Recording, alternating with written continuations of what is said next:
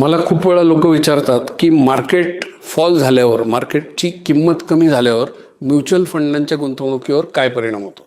निश्चितच तुम्ही केलेल्या गुंतवणुकीवर तुम्हाला नोशनल लॉसेस होतात आणि गुंतवणुकीची व्हॅल्यू ही आपल्याला कमी दिसते.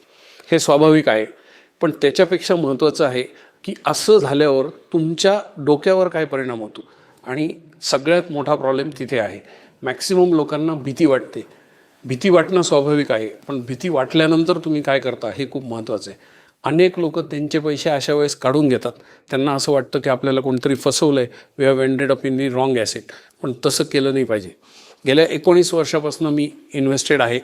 2007-8 मधला भारतातला सगळ्यात मोठा फॉल 60%चा तो मी पाहिला आहे, आणि अगदी नजीकच्या काळातला कोविडचा फॉल 40%चा मी पाहिलेला आहे. या दोन्ही फॉलमध्ये मी भरपूर सारी गुंतवणूक केली, कारण मलाही भीती वाटत होती.